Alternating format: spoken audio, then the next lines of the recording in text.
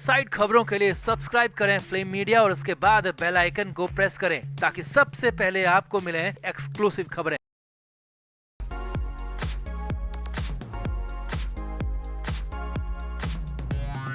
महाराष्ट्र में नई सियासी उथल पुथल मच गई है, नया सियासी भूचाल आ गया है। ऐसा ही कुछ हुआ है क्योंकि पहले उद्धव ठाकरे से उनकी ही पार्टी शिवसेना छीनी गई थी, तो अब शरद पवार पर बहुत बड़ा झटका दिया गया है। जी हां, शरद पवार से उनकी पार्टी एनसीपी को फाइनली छीन लिया गया है। चुनाव आयोग ने एनसीपी को अजीत पवार के हवाले कर दिया है। अजीत पवार गुट को ही असली मान लिया है, शरद पवार को पूरी तरह से दरकिनार कर दिया। देर शाम आए इस फैसले के तुरंत बाद यानी कि देर रात ही उद्धव ठाकरे और शरद पवार के बीच में मीटिंग भी हुई है। आगे की रणनीति तय करने की कोशिश की गई है, लेकिन सूत्रों के हवाले से जो सबसे बड़ी खबर आ रही है वो है कि इस मीटिंग में दोनों नेताओं के आंसू झलक गए। दोनों को अपनी बर्बादी साफ झलकने दिखने लगी है। तो क्या है पूरा अपडेट, क्या हुआ देर रात की मीटिंग में, सब कुछ आपको दिखाते हैं, बताते हैं। आप इस वीडियो को शेयर करें और कमेंट करके अपनी राय जरूर दें कि विपक्षी गठबंधन के लिए महाराष्ट्र में ये कितना बड़ा झटका है, कमेंट जरूर करें।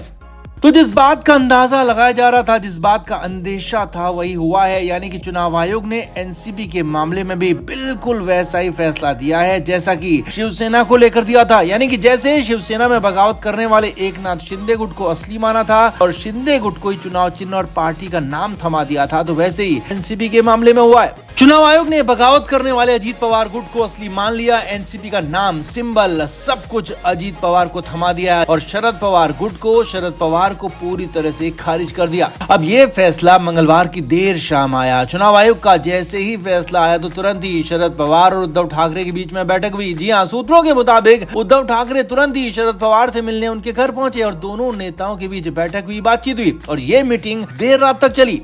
सूत्रों के मुताबिक उद्धव ठाकरे ने शरद पवार से इस फैसले को लेकर सहानुभूति जताई और कहा कि उनके साथ भी ऐसा ही कुछ हो चुका है, लिहाजा अब मिलकर लड़ना होगा।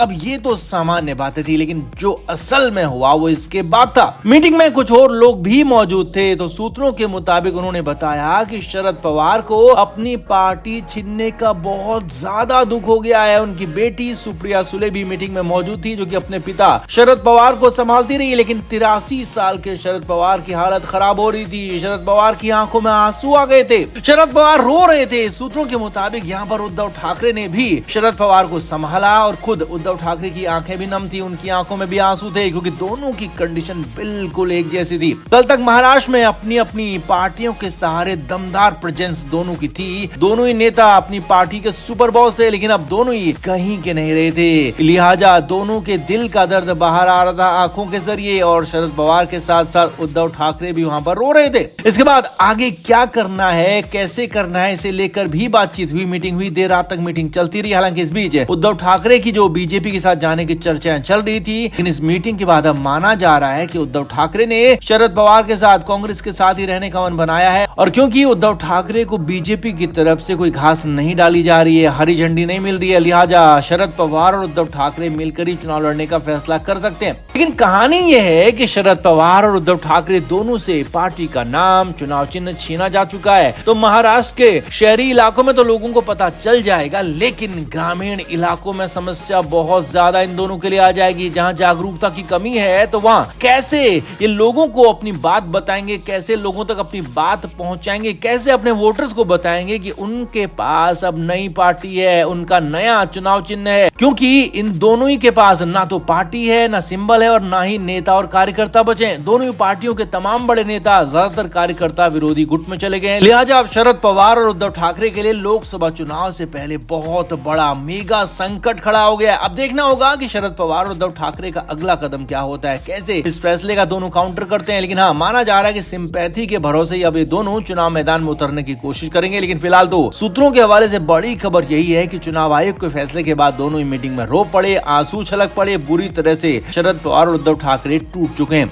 तो आपका इस पर क्या कहना है? आने वाला वक्त उद्धव ठाकरे, शरद पवार के लिए कितना मुश्किल होने वाला है, कमेंट करके आप जरूर बताएं और वीडियो को शेयर भी करें। Flame media report.